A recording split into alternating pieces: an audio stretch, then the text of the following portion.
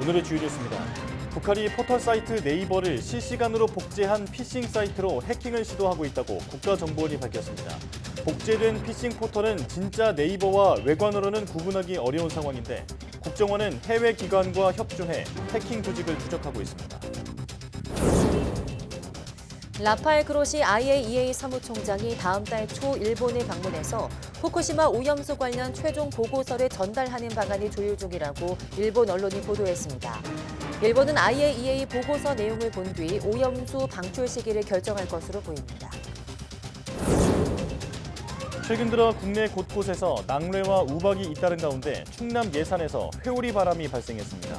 기상당국은 불안정한 대기로 인해 이같이 낯선 기상 현상이 당분간 자주 관측될 것으로 전망했습니다.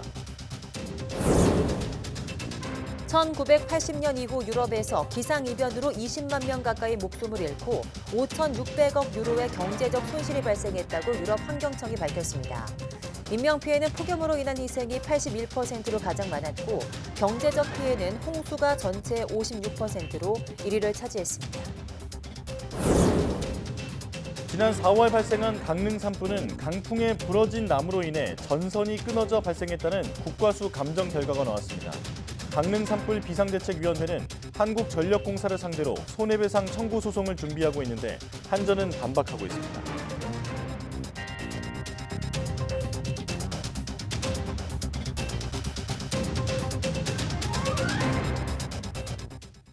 여러분 안녕하십니까? 사이언스 투데이 시작합니다. 일본 후쿠시마 제1원전 오염수 방류를 둘러싼 최종 평가 보고서를 낼 예정인 국제원자력기구 IAEA의 라파엘 그로시 사무총장이 다음 달 초 일본을 방문하는 방안이 조율되고 있는 것으로 전해졌습니다. NHK는 복수의 일본 정부 관계자를 인용해 그로시 사무총장이 다음 달 초 일본을 찾아 기시다 후미오 일본 총리에게 보고서를 전달하는 방안을 조율 중이라고 보도했습니다. NHK는 기시다 총리가 그로시 사무국장과 만난 뒤 IAEA 보고서 내용을 감안해 오염수 방출 개시 시기를 최종적으로 판단할 것으로 보인다고 전했습니다. 그로시 사무국장은 방일 기간 후쿠시마 제1원전과 아오모리현의 사용 후 해결료 재처리 공장 등을 시찰하는 일정도 검토하고 있는 것으로 전해졌습니다. 일본 정부는 후쿠시마 제1원전 오염수 해양 방류가 시작되면 일부 일본산 수산물 수입을 즉시 중단할 것이라고 밝힌 홍콩 등에 대해 수입 규제를 강화하지 않도록 압력을 가하겠다고 밝혔습니다. 일본 정부 대변인인 마스노 히로카제 관방장관은 기자회견에서 일본산 식품의 안전성은 확보되어 있다며 홍콩과 마카오 당국에 현행 수입 규제에 대해 과학적 근거를 바탕으로 철폐를 요구하고 있다고 말했습니다. 그러면서 계속 홍콩과 마카오에 이런 일본 정부의 입장에 근거해 규제 철폐를 요구하면서 추가 규제 강화를 하지 않도록 압력을 강화해 나갈 생각이라고 덧붙였습니다. 미국 텍사스주 프리포트 해변에 수만 마리의 물고기가 떼죽음을 당한 채 밀려왔다고 현지 언론이 전했습니다. 멕시코만 바다에 접한 이 해안가에는 최근 기온이 33도까지 오르면서 죽은 물고기들이 쌓이기 시작했습니다. 관계당국은 물고기 떼죽음의 원인을 수중 용존산소 부족 현상 때문으로 보고 현장에 직원들을 급파해 청소 작업을 진행하고 있습니다. 당국 측은 죽은 물고기 대부분이 멕시코만 청어라며 여름에 수온이 상승하면 어류가 집단 폐사하는 일이 종종 발생한다고 설명했습니다. 전문가들은 기후변화가 멕시코만 연한 수온 상승에 영향을 주는 것일 수 있다면서 특히 수심이 얕은 연근해에서 이런 일이 더 일어날 수 있다고 분석했습니다. 불안정한 대기 탓에 낙뢰와 우박 등 변덕스러운 날씨가 이어지고 있는 가운데 충남 예산에서 회오리 바람이 발생했습니다. 곧바로 소멸했어도 적지 않은 피해를 남겼는데 당분간 날씨의 변덕이 심할 것으로 예보돼 주의가 필요해 보입니다. 이상곤 기자입니다. 흙먼지가 바람을 타고 회오리치며 하늘로 솟구칩니다. 허공에는 돌풍에 찢긴 비닐들이 빙빙 돌며 날아다닙니다. 철제 구조물들도 바람에 날아가 곳곳에 떨어졌습니다. 지난 10일 오후 3시쯤 충남 예산군 응북면에서 갑자기 회오리 바람이 만들어졌습니다. 텐트가 막 이렇게 하늘로 올라가는 거고 처음에는 깜짝 놀랐는데 그 다음에 철판도 뜯겨 나가고 비늘도 나중에 하늘 높이 올라가면서 모래바람이 막 이렇게 부는데 무섭기도 하고 처음 보니까 좀 신기하기도 해서 당시 예산에는 초속 6m가 넘는 바람이 관측됐습니다. 인명피해는 없었지만 창고 시설물이 파손됐고 돌풍이 지나간 밭들은 쑥대밭으로 변했습니다. 지난 1일에는 중국에서 강력한 회오리 바람인 토네이도가 발생해 주택 70여 채가 파손되고 10여 명이 다쳤습니다. 4년 전 충남 당진에서도 토네이도급 회오리 바람에 현대제철소 창고 지붕이 뜯겨나갔습니다. 회오리 바람은 대기 불안정이 원인인데 최근 발생했던 낙뢰와 우박까지 동반할 수 있습니다. 대기 상층에 영하 15도 안팎의 찬 공기가 머무는 가운데 하층 기온이 낮에 25도 이상으로 상승해 기온차가 발생하기 때문입니다.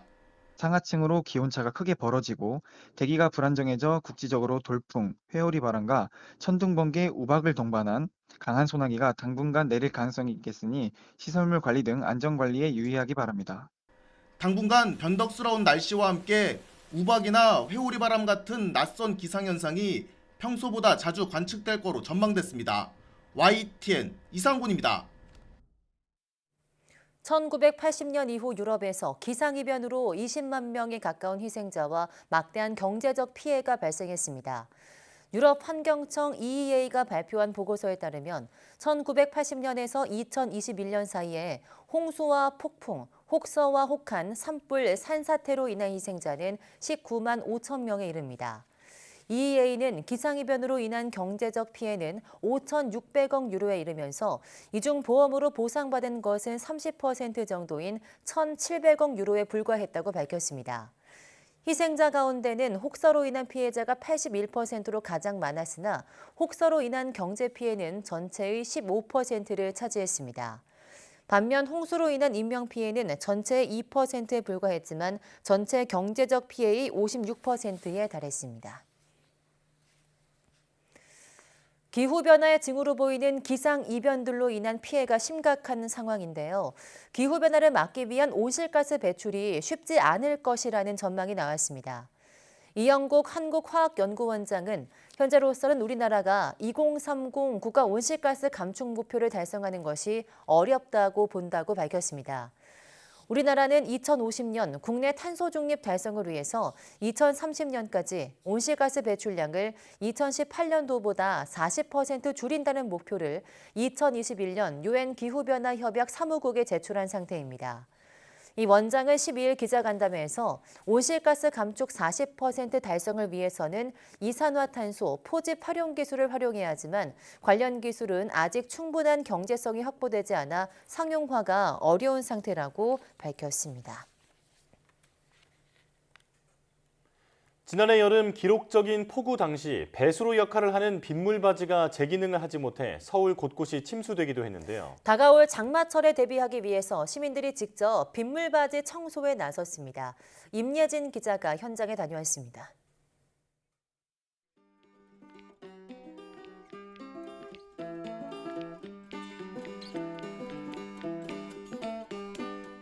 빨간 조끼를 맞춰 입은 자원봉사자들이 손마다 집게와 비닐봉지를 들고 쓰레기 줍기에 한창입니다. 빗물이 도로 아래로 빠지도록 하는 빗물바지를 깨끗이 하기 위해서입니다. 이렇게 빗물바지를 열어보면 담배꽁초와 각종 쓰레기를 발견할 수 있는데요. 반복적으로 쌓이면 도로 침수가 발생할 수 있습니다. 지난해 여름 폭우 때 도로 위로 물이 차오르는 등 온통 물바다가 됐던 서울 강남 일대. 빗물바지를 막은 쓰레기가 침수 피해를 키운 원인 가운데 하나로 지목됐습니다. 올해도 역대급 장마가 예상되면서 빗물바지 정비의 필요성이 커지자 주민들이 직접 팔을 걷고 나섰습니다. 양천구 신정동, 신월동 지역이 상당히 이제 저지대가 많고 또 반지하에서 생활하시는 분들이 많기 때문에 원활한 배수를 위해서 빗물바지 사이사이에 낀 담배꽁초와 쓰레기를 꺼내다 보니 어느덧 비닐봉지가 가득 찼습니다. 청소를 마친 뒤에는 쓰레기를 버리지 말라는 스티커를 붙여 마무리합니다. 특히나 이제 주점이 있거나 식당이 있는 쪽 앞에는 집중적으로 좀 많았었어요. 흙들도 많이 고여 있었고 칸칸이 창살마다 오래된 퇴적물들이 좀 많아서 이걸 우리가 안 했더라면 참 위험한 상황이었겠구나 하는 생각들을 했습니다.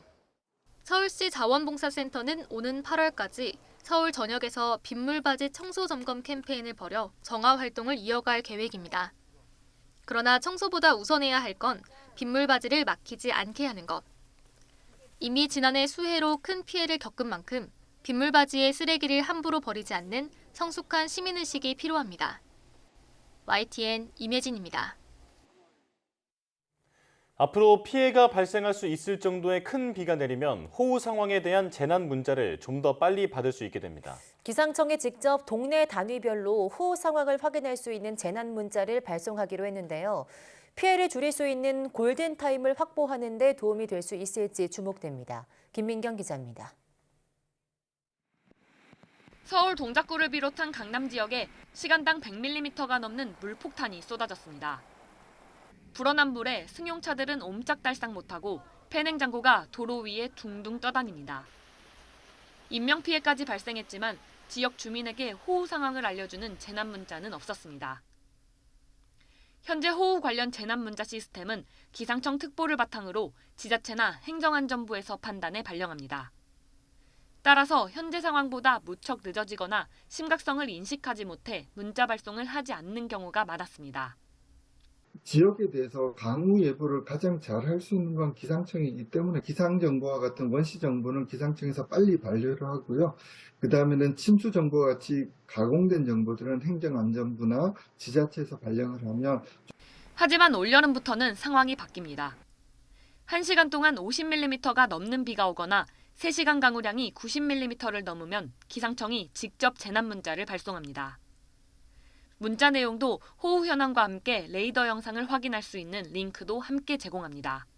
레이더와 지상 기상 관측 장비를 기반으로 극한 호우가 발생했을 시 해당 읍면동에 계신 분들께 기상청에서 직접 알림을 동반한 긴급 재난 문자를 송출하게 됩니다. 예보관이 호우 상황을 보면서 직접 재난 문자를 발송하고 24시간 근무라 사각 시간대도 없습니다. 기상청은 호우 재난 문자를 올여름 수도권부터 시범 운영한 뒤 내년에는 전국으로 확대한다는 계획입니다.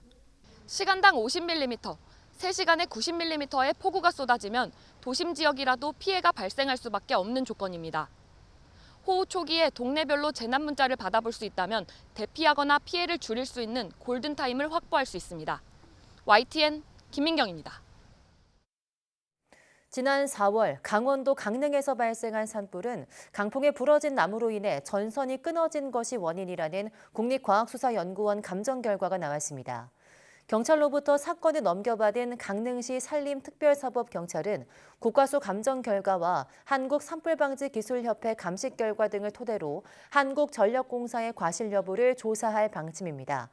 강릉 산불비상대책위원회는 전선 관리를 소홀히 한 책임이 있다며 한전을 상대로 손해배상 청구 소송을 준비하고 있습니다.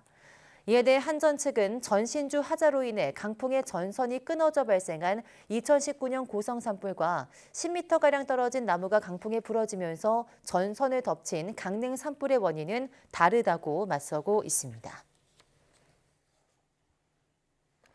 여름철 물놀이 할 때는 자외선 차단제가 물에 계속 씻겨나갈 수밖에 없기 때문에 내수성 제품을 2시간마다 덧발라야 자외선 차단 효과가 유지된다고 보건당국이 강조했습니다. 식품의약품안전처는 여름철을 맞아 올바른 자외선 차단제 사용법과 주의사항을 안내했습니다. 자외선 차단제를 고를 때는 우선 식약처에서 자외선 차단 효과를 인정한 기능성 화장품 표시가 있는지 확인하고 사용 목적에 따라 적절한 SPF와 PA 제품인지 봐야 합니다. SPF는 자외선 B 차단 효과를, PA는 자외선 A 차단 효과를 나타내는 등급입니다. 자외선 A는 오존층에 흡수가 안 되고 유리창을 통과할 수 있으며 자외선 B는 대부분 오존층에 흡수되고 유리창을 통과하지 못합니다. SPF 지수는 숫자가 높을수록 PA 등급은 더하기 표시가 많을수록 자외선 차단 효과가 좋은 제품입니다. 그러나 차단 효과가 강력하면 피부가 민감하게 반응할 수 있으므로 노출 예상 시간, 자외선 강도 등 상황에 따라 적절한 제품을 선택해야 합니다.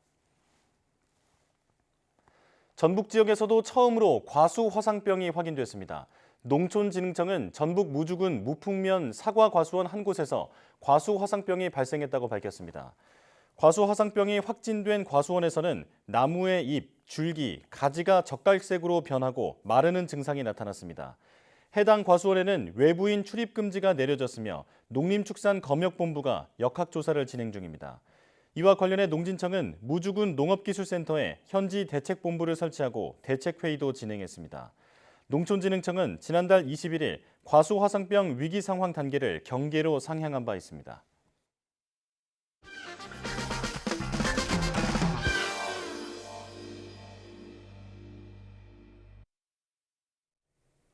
계절이 여름으로 접어들면서 강렬한 햇빛을 막아주는 선글라스를 찾으시는 분들 많으시죠?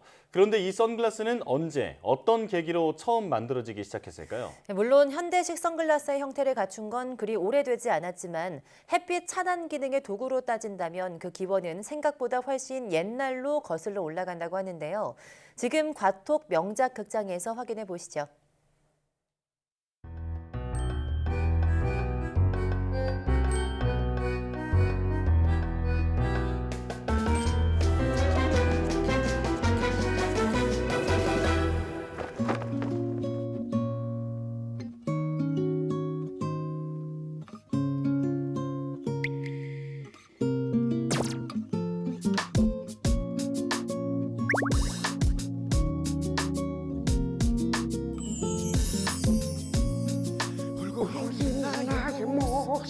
바보 같은 나의 모습 환하게 비추는 태양이 싫어 태양이 싫어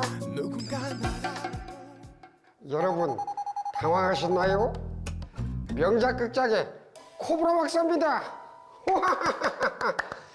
오늘 이렇게 제가 오프닝부터 선글라스를 끼고 춤을 추는 이유는 오늘 주제가 이것이기 때문이죠. 여름철 필수품 선글라스의 발명 이야기. 아, 벌써 6월입니다, 여러분. 이렇게 뭐 직사광선이 내리치는 여름에는 이 선글라스가 필수죠.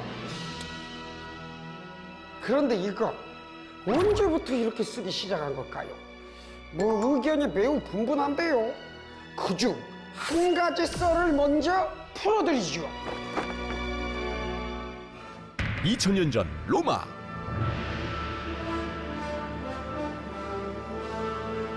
나는 관대하다.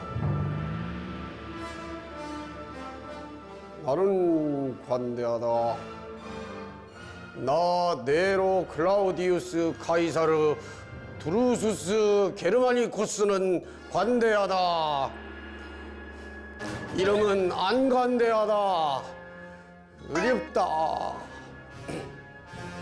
암튼 시작하라. 예. 시작하랍신다. 네로 황제의 취미는 검투사들의 경기를 보는 것.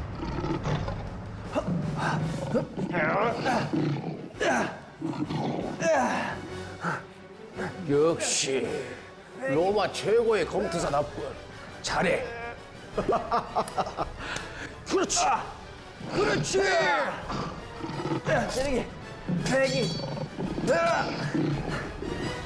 콜로세움에서는 온갖 무기로 무장한 검투사들의 싸움이 펼쳐졌는데 네로 황제를 거슬리게 하는 것이 하나 있었다.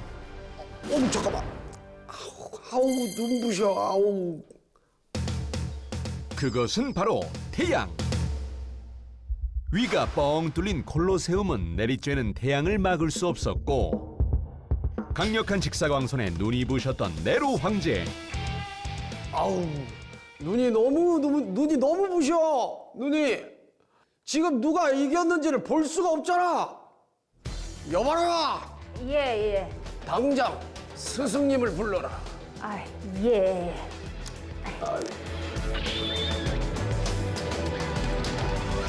잠시 후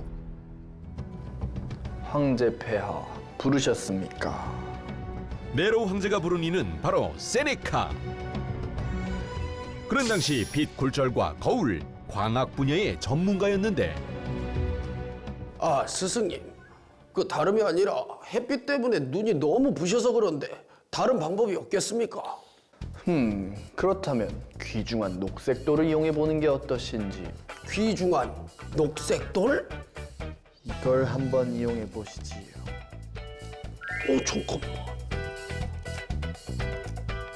오, 이거 괜찮겠군요. 허허, 그렇지요. 귀중한 녹색돌의 정체는 바로 에메랄드. 하하, 그럼 어디 한번 볼까? 오! 하! 찌르기! 하! 오! 오호! 이거 눈도 안 부시고 아주 좋구만! 그렇게 네로 황제는 에메랄드 표면을 통해 검투사들의 경기를 관찰했는데 전문가들은 이것이 최초의 색안경, 즉 선글라스로 추정된다고 밝혔다. 그런데 말이죠. 원조 선글라스에 대한 또 다른 주장이 있습니다. 바로 북극 알래스카에 사는 이누이트족의 고글. 그 눈부심을 방지하기 위해 작은 창을 낸 이 고글이 선글라스의 원조라는 거죠. 모양은 뭐 요즘 선글라스랑 좀 비슷하긴 한데 이건 렌즈가 들어간 건 아닙니다. 또 중국에서도 눈을 보호하기 위해 연수정으로 태양을 관찰했다는 기록이 있다고 합니다. 여러분 포청천 아십니까? 까이뽕유꽁 뽀찡찡 안다면 당신은 완전 옛날 사람. 전조만 장영조 아무튼 포청천은 12세기 중국 송나라의 판관인데요. 이 포청천은 죄인을 신문할 때 자신의 감정을 숨기기 위해서 수정에 검은색 연기를 씌워 만든 색 안경을 착용을 했다고 합니다. 아무튼 에메랄드며 수정이며 이런 보석들이 선글라스로 많이 쓰인 것 같네요. 자, 그렇다면 요즘 우리가 쓰는 현대식 선글라스는 언제부터 시작된 걸까요? 1930년 미국. 당시 미국은 다양한 비행 기술이 개발되며 군용기의 발전이 이루어지고 있었는데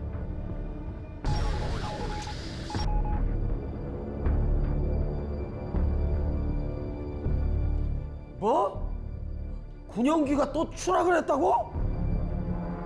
문제는 군용기가 추락하는 일이 매우 잦았다는 것. 아니, 이거 어떻게 된 건가? 그게 비행을 하고 있었는데 갑자기 앞이 하얘지면서 아무것도 안 보였어요.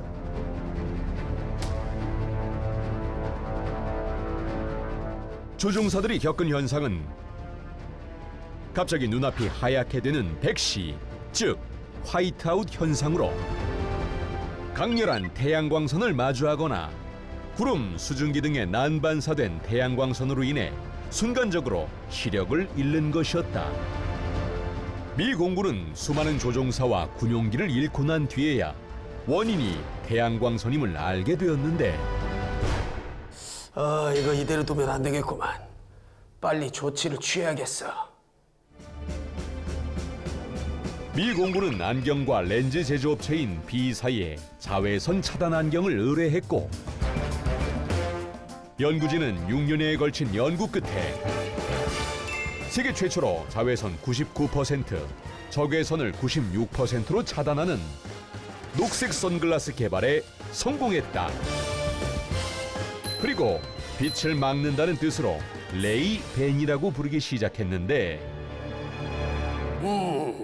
어디 보자. 오, 그래. 태양을 봐도 전혀 눈부시지가 않아. 됐어.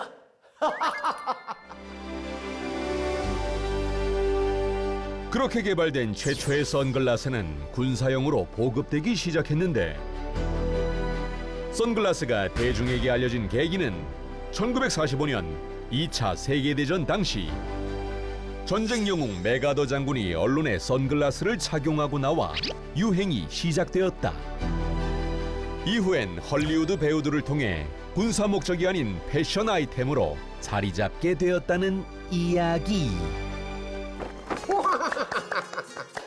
오늘 선글라스 발명에 대한 썰들 풀어봤는데 어떠셨나요?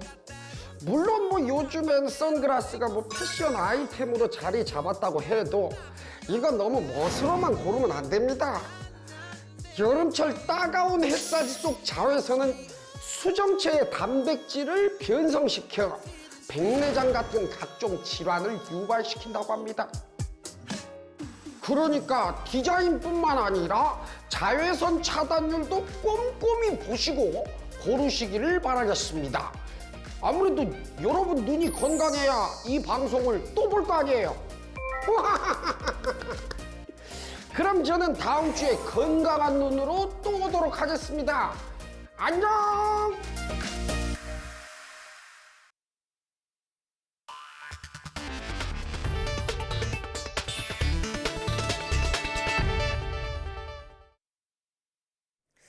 국가정보원은 북한이 포털 사이트 네이버를 실시간으로 복제한 피싱 사이트를 이용해 해킹하려 하고 있다며 주의를 당부했습니다. 복제된 피싱 포털의 메인 화면을 보면 네이버 포털의 실시간 뉴스, 광고 배너와 메뉴 탭을 그대로 따라해서 외관만으로 구분하기 어렵습니다. 국정원은 관련 정보를 국가기관, 공공기관, 한국인터넷진흥원에 공유했고 이들 기관이 피싱 사이트에 대한 접속 차단을 조치했습니다. 국정원 관계자는 서버가 해외에 있어서 해외 기관과 정보 공유로 해킹 조직 활동을 추적하고 있다며 피해 차단을 위해서 다각적으로 대응할 계획이라고 설명했습니다. 이어 포털 사이트를 이용할 땐 주소를 입력해 접속하거나 즐겨찾기 기능을 사용하는 게 안전하다며 주의를 당부했습니다.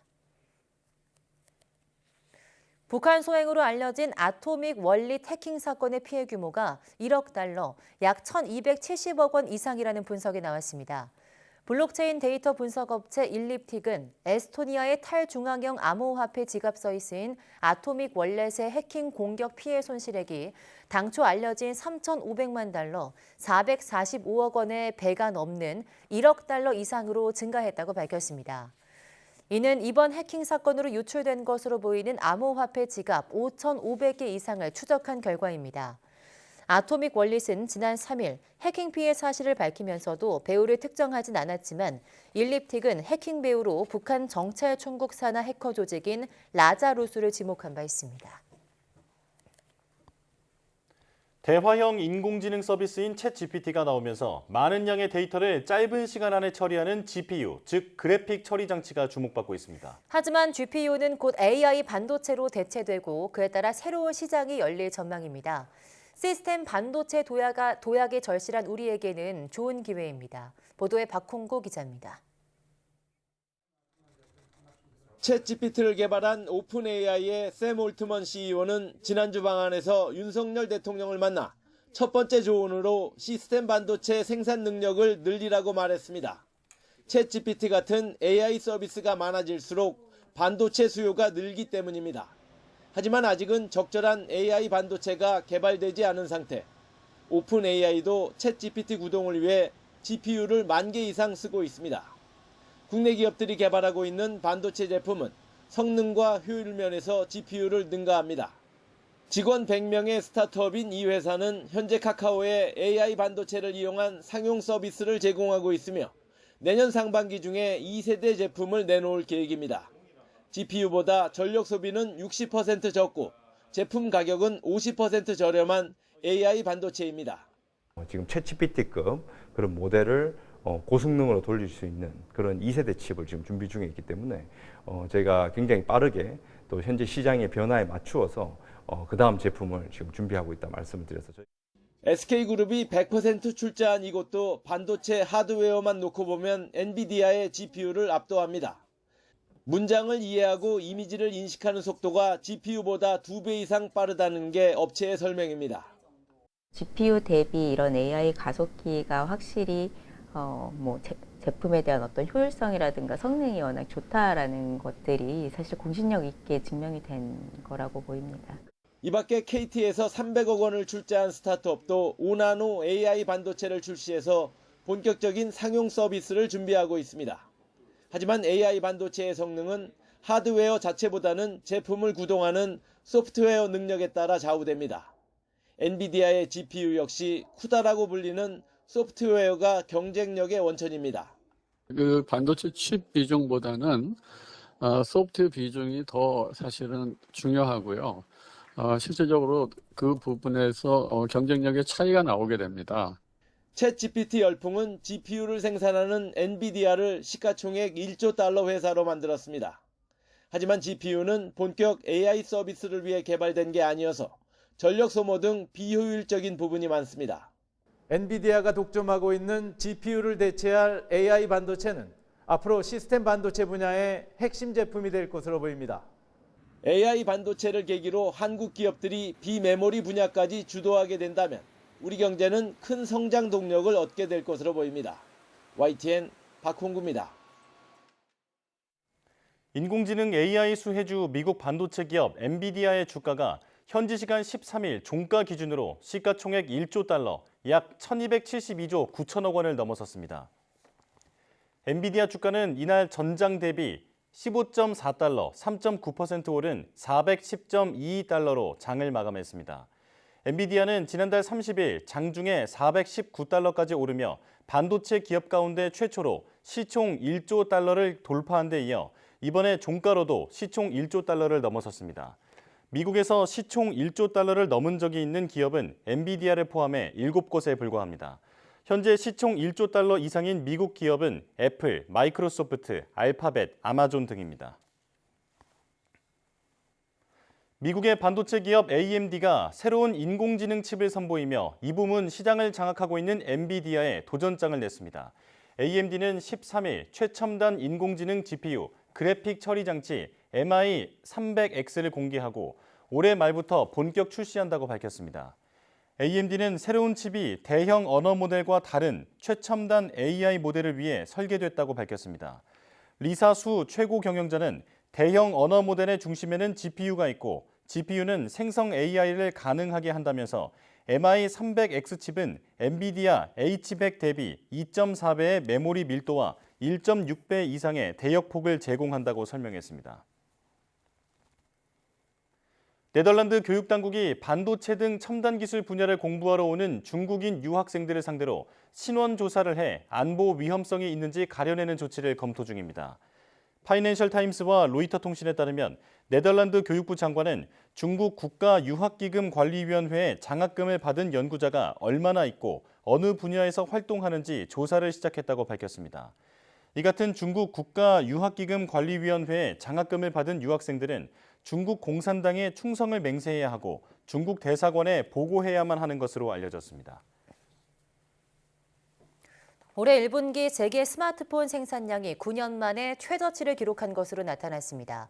시장 조사업체 트렌드포스 자료를 보면 1분기 전 세계 스마트폰 생산량은 2억 5천만 대로 분기 기준 2014년 1분기 이후 가장 적었습니다. 다만 삼성전자는 갤럭시 S23의 인기로 유일하게 전분기 대비 생산량이 늘었습니다. 1분기 삼성전자의 스마트폰 생산량은 5.5% 증가한 반면 애플은 27.5% 감소했습니다. 1분기 시장 점유율은 삼성전자가 24.6%로 1위를 차지했고 애플은 21.3%로 2위였습니다. 트렌드포스는 하지만 2분기에 삼성전자는 신제품 수요 약화로 생산량이 1분기 대비 10% 가까이 감소할 것으로 전망했습니다. 돌봄 수요와 외부 활동 증가 영향으로 취업자 수가 2달 연속 35만 명 이상 늘었습니다. 하지만 제조업 일자리는 수출과 설비 투자 부진으로 5개월째 감소했습니다. 보도에 오인석 기자입니다. 지난달 취업자는 1년 전 같은 달보다 35만 1,000명 증가했습니다. 2달 연속 35만 명 이상 늘어난 것으로 올 들어 취업자 증가폭은 30만에서 40만 명 범위에서 오르내리고 있습니다. 돌봄 수요 증가와 대면 활동이 늘면서 보건복지업과 숙박 음식점 취업자가 큰 폭으로 증가했습니다. 전문과학기술과 정보통신업도 고용이 늘어 서비스업 취업자는 27개월 연속으로 증가했습니다. 반면 제조업은 3만 9천 명 줄며 5개월 연속으로 고용이 뒷걸음질 쳤습니다. 건설업도 6만 6천 명이 줄며 6개월째 감소했습니다. 제조업은 수출 감소와 생산 부진 여파로, 건설업은 부동산 경기 부진 등이 영향을 미쳤습니다.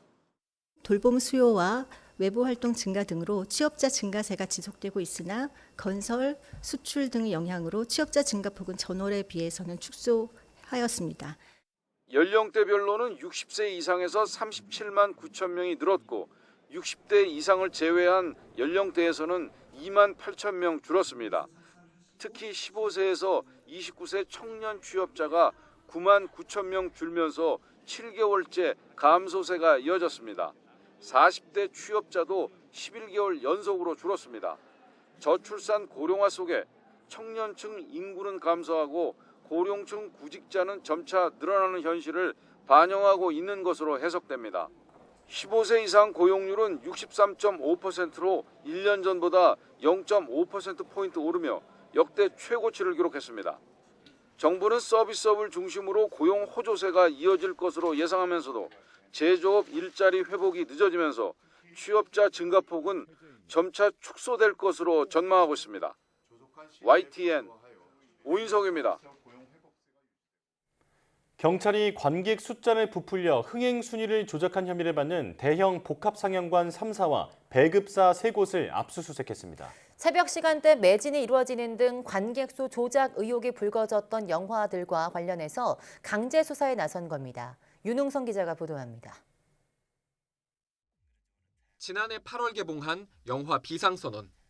관객이 영화관을 많이 찾지 않는 새벽 매진 행렬이 이어졌고 한때 흥행 순위 1위에 올랐습니다.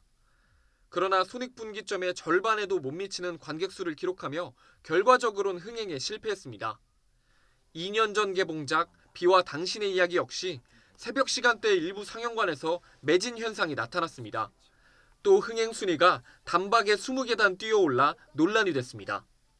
당시 배급사와 영화관들은 심야 상영 이벤트를 위한 테스트를 진행했다거나 홍보용 표를 소진하는 과정에서 새벽 예매가 많이 이뤄졌다고 해명했습니다. 하지만 배급사와 복합상영관이 흥행을 위해 짜고서 관객수를 부풀리는 것 아니냐는 의심은 쉽게 가라앉지 않았습니다. 지난해 국정감사에서도 배급사들이 영화표를 대량으로 구매했을 가능성이 제기되기도 했습니다. 자본금이 넉넉한 배급사는 대규모 전국 시사회나 선착순 할인 티켓 명목으로 영화표를 대량 구매해서 자체 발권하는 방식으로 얼마든지 관객수를 늘리고 박스오피스 순위를 조정할 수 있습니다. 경찰도 한국영화 관객수 조작 의혹에 대해 수사에 나섰습니다.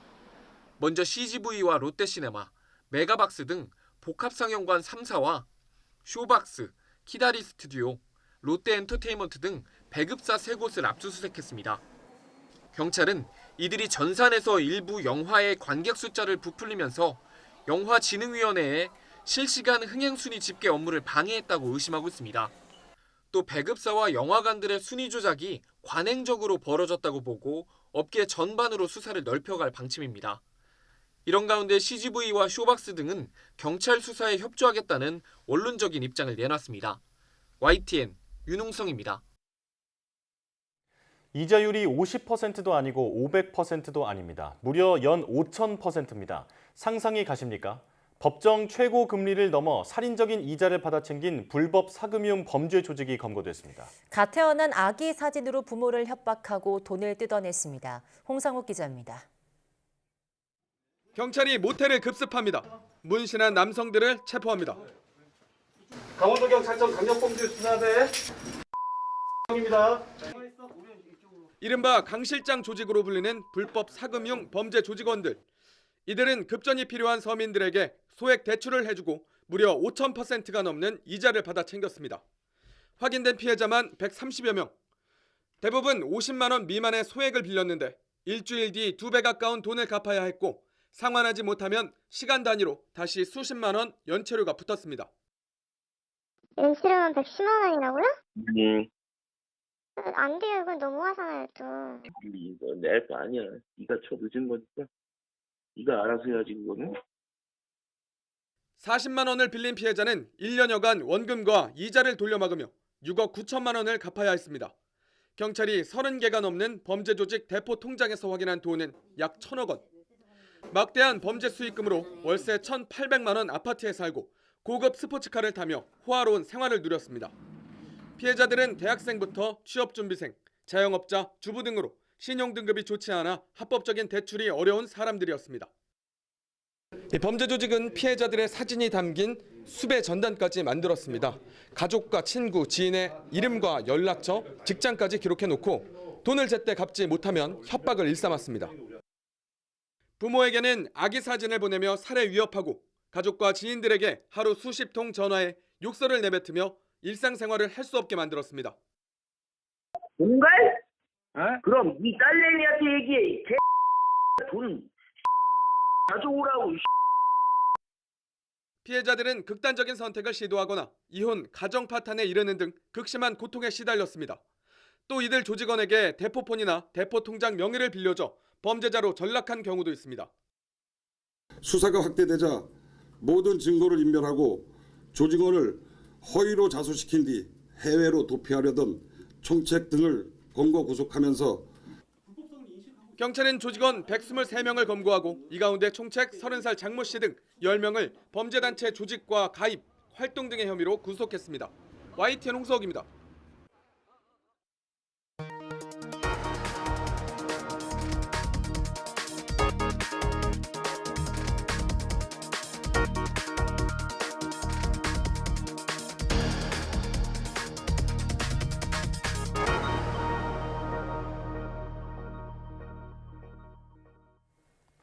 심각한 저출생 상황을 극복하기 위해 공기업과 민간기업을 불문하고 다자녀 직원들을 대상으로 하는 인사 우대 정책이 많아지고 있는데요. 네, 그런데 인천관광공사에서 셋째를 낳으면 조건 없이 특별 승진시키겠다는 파격적인 정책을 내놔 주목받고 있습니다.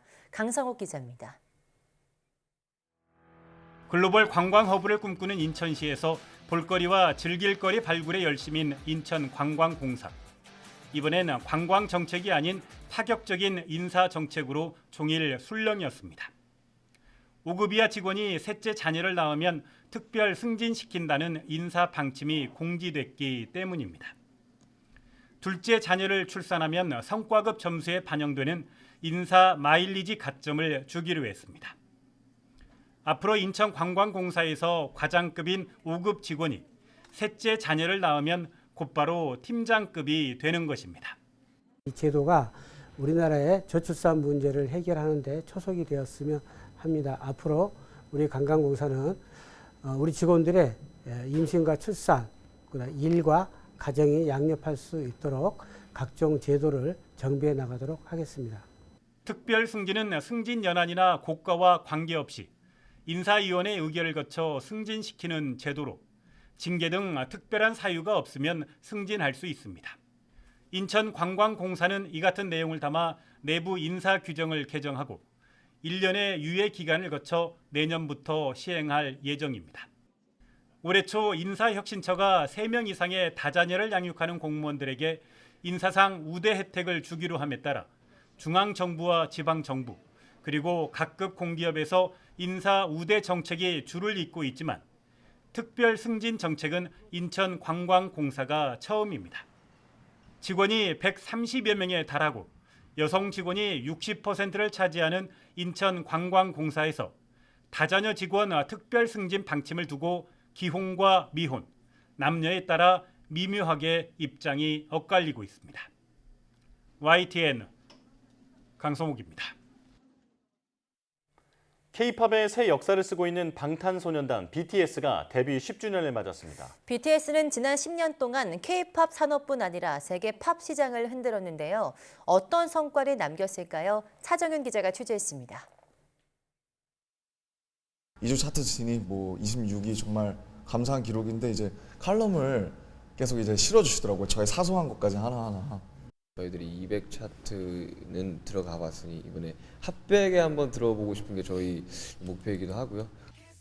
데뷔 3년 차, 빌보드 메인 앨범 차트에 첫 발을 디디며 당착의 다음 목표를 말하던 소년들의 꿈은 머지않아 곧 현실이 됐습니다. 2018년 드디어 K-팝 아티스트 최초로 빌보드 200 1위를 차지한 데 이어 통산 6개의 앨범과 지민의 솔로 음원까지 모두 7개의 노래를 빌보드 양대 차트 정상 자리에 각각 올려놓았습니다. 방탄소년단은 최고 권위를 자랑하는 미국 음악 시상식의 트로피를 휩쓸며 기록소년단이라는 별명까지 얻었습니다. 미국 3대 대중음악 시상식인 아메리카 뮤직 어워즈에서는 대상을 비롯해 5년 연속 수상했고 그래미 뮤직 어워즈에서도 3년 연속 후보에 올랐습니다. 이 같은 방탄소년단의 행보는 세계 팝 시장의 흐름을 바꿔놓고 있습니다. BTS의 빌보드 차트 입성 후 한국 아이돌 관련 보도를 꾸준히 이어간 미국 빌보드지는 지난 4월 특별판을 통해 K-팝 산업을 집중 조명했습니다. 지난해 아메리칸 뮤직 어워즈는 시상의 페이보릿 K-팝 아티스트 부문을 새로 만들었는데 이제 K-팝이 주류 문화로 자리 잡았다는 평가도 나왔습니다. 수출업계에서 K-팝은 이미 효자 역할을 한 지 오래입니다. 지난 2013년 2,700만 달러에 그쳤던 한국 음반 수출액은 BTS의 활동과 함께 8배 넘는 성장을 보여줬습니다. 지난해에는 2억 3천만 달러, 우리 돈 3천억 원에 육박합니다. 멤버들의 입대를 기점으로 활동 제2막에 들어선 청년들은 개성 넘치는 개별 활동을 통해서도 자신들의 기록에 도전하고 있습니다. YTN 차종일입니다.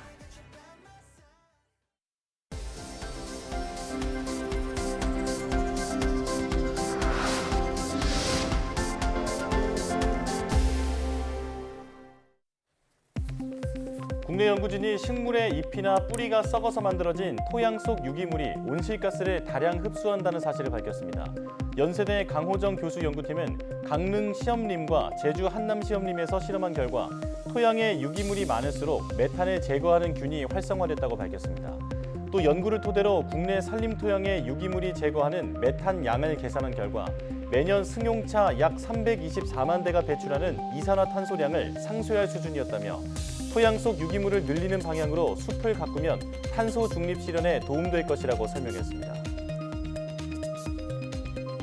국내 연구진이 전기차를 단 6분 만에 완전히 충전할 수 있는 배터리 기술을 개발했습니다. 포스텍 김원대 교수팀은 전기차에 사용되는 리튬이온 배터리에서 이온 저장 역할을 하는 음극재를 표면적이 큰 나노미터 두께 시트로 제작해서 많은 양의 이온을 저장할 수 있도록 하는 데 성공했다고 밝혔습니다. 또 이렇게 개발된 음극재는 기존 음극재의 저장 용량 1개보다 약 1.5배 높은 저장 용량을 구현했다며 단 6분 만에 전기차를 충전시킬 수 있는 수준이라고 설명했습니다. 차세대 디스플레이 기술을 확보하기 위해 관련 정책을 논의하는 민관협의체가 출범했습니다. 과학기술정보통신부는 노보텔 엠베서더 호텔에서 미래 디스플레이 민관협의체 출범식을 열고 미래 디스플레이 R&D 추진 전략을 발표했습니다. 추진 전략에는 신기술 주도의 신시장을 개척하기 위해 초실감 디스플레이 기술 등을 개발하는 내용과 초격차를 확보하기 위해 소재, 부품, 원천 기술 개발을 강화하는 내용 등이 제시됐습니다. 이종호 과기정통부 장관은 디스플레이 분야 세계 시장 1위였던 한국이 2021년 중국의 추격으로 2위로 밀려났다며 디스플레이 초격차 기술을 확보할 수 있도록 전략적으로 R&D 지원을 강화하겠다고 밝혔습니다. 70대 노부인이 전 재산과 다름없는 5억 원 상당의 부동산을 카이스트에 기부했습니다. 카이스트는 부산에 사는 70대 박 씨가 지난달 30일 5억 원 상당의 부동산 2곳을 카이스트에 유증 형태로 기부했다고 밝혔습니다. 박 씨는 앞서 2011년 카이스트에 현금 5천만 원을 기부한 바 있습니다. 카이스트와 특별한 연고가 없는 박 씨는 기부로 과학기술 발전에 일조한다는 취지에 공감해서 2011년 첫 기부를 단행한 것으로 알려졌습니다. 카이스트는 이번 기부금을 기초과학 인재 양성 사업에 활용해 박 씨의 뜻을 이어나갈 계획입니다.